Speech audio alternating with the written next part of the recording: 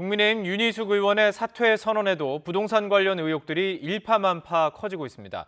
윤 의원의 모친은 YTN 취재진에게 남편이 귀농을 원해서 벌어진 일이라고 해명했지만 이번엔 윤 의원 본인이 공무원 특별공급으로 시세 차익을 봤다는 사실까지 다시 불거졌습니다. 이경국 기자입니다.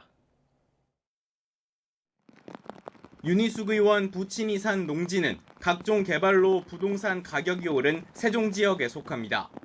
골짜기인 농지 입지로 보면 큰 호재는 없었던 것으로 보이지만 결국엔 세종 지역 개발 기대에 편승해 최소 투자는 한 거 아니겠냐는 의심의 눈초리가 여전합니다.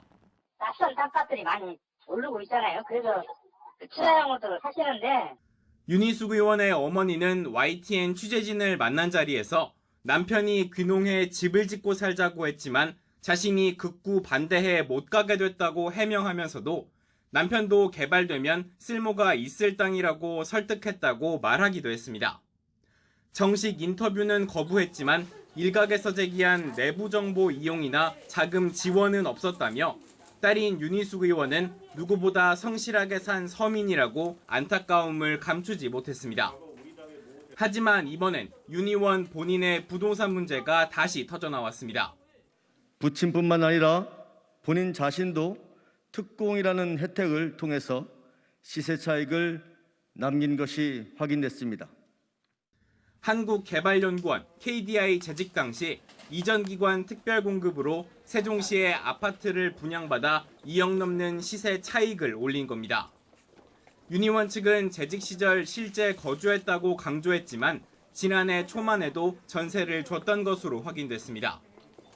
논란이 확산하자 의혹이 소명됐다던 이준석 대표도 추가 의혹은 직접 해명해야 한다고 한 발 물러섰습니다.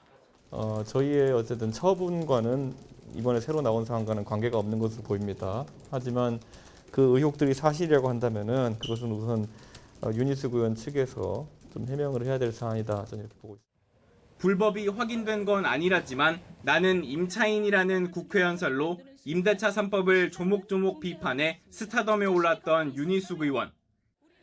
저는 임차인입니다. 제가 지난 5월 이사했는데 이사하는 순간부터 지금까지 집주인이 2년 있다가 나가라 그러면 어떡하나 하는 걱정을 달고 살고 있습니다.